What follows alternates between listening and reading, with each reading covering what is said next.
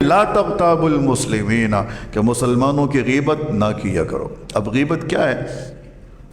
حضرت ابو ہریرہ رضی اللہ تعالیٰ عنہ کی روایت ہے کہ نبی کریم صلی اللہ علیہ وسلم نے صحابہ کرام کے مجمع میں ایک مرتبہ دریافت فرمایا کہ اتدرون ما الغیبہ،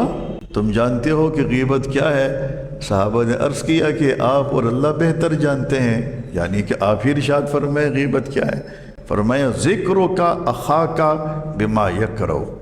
اپنے کسی بھائی کا ایسا ذکر چھیڑ دینا مجلس میں، لوگوں کے سامنے یا کسی بھی فرد کے سامنے کہ اگر اس کا علم تمہارے اس بھائی کو ہو جائے جو یہاں موجود نہیں ہے تو اسے اچھا نہ لگے، اس کے پیٹھ پیچھے اس کی ایسی برائی کر دینا، ایسی کسی بات کا تذکرہ کر دینا کہ اگر اسے خبر ہو جائے کہ اس مجلس میں اس کے بارے میں یوں کوئی گفتگو ہوئی ہے تو اسے بڑی تکلیف ہو۔ ایک صحابی نے عرض کیا کہ اے اللہ کے رسول، جو بات ہم کر رہے ہیں اگر وہ بات اس شخص میں موجود ہو تو، ہم اس کی برائی کر رہے ہیں لیکن وہ برائی اس کے اندر واقعتاً موجود ہے اور ہم اپنے ساتھیوں کو بتا رہے ہیں کہ فلاں شخص کے اندر یہ برائی موجود ہے، تو اللہ کے رسول نے فرمایا کہ اسی کا نام تو غیبت ہے۔ اگر وہ برائی اس کے اندر موجود نہ ہو اور پھر تم اس کی طرف نسبت کرو تو یہ فرمایا کہ یہ تو پھر بہتان ہے جو غیبت سے بھی زیادہ بڑھ کر گناہ ہے،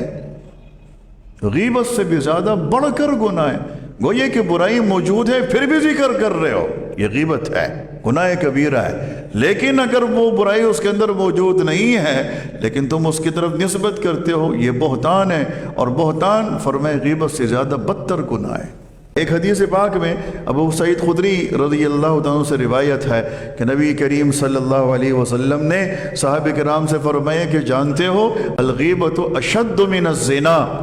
کہ یہ جو غیبت ہے نا یہ زنا سے زیادہ بدتر گناہ ہے، اس سے زیادہ بڑا گناہ ہے، کبیرہ ہے۔ صحابہ نے دریافت کیا کہ اللہ کے رسول وہ کیسے؟ غیبت زنا سے بھی زیادہ بڑھ کر گناہ ہے؟ فرمایا کہ ہاں، وہ ایسے کہ ایک شخص زانی ہے، اسے اللہ سبحانہ و تعالیٰ نے ہدایت نصیب فرما دی، وہ رات کی تاریکی میں کبھی اٹھا اور پروردگار کے بارگاہ میں کھڑا ہوا، اس نے 2 نفل پڑھے، اس کے بعد دعا کی، اللہ سے توبہ کی، اللہ نے اس ایک رات میں اس کے سارے گناہ معاف فرما دیے۔ اس کا زنا اس ایک رات میں 2 رکعت نماز پڑھنے کی برکت سے ہی معاف فرما دی کیونکہ اس نے توبہ کی۔ لیکن اگر ایک شخص نے غیبت کی ہے اور وہ اگر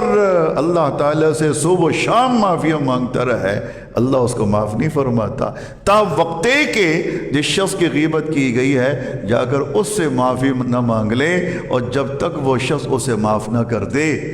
اس وقت تک اللہ سبحانہ و تعالیٰ اسے معاف نہیں فرمائیں گے۔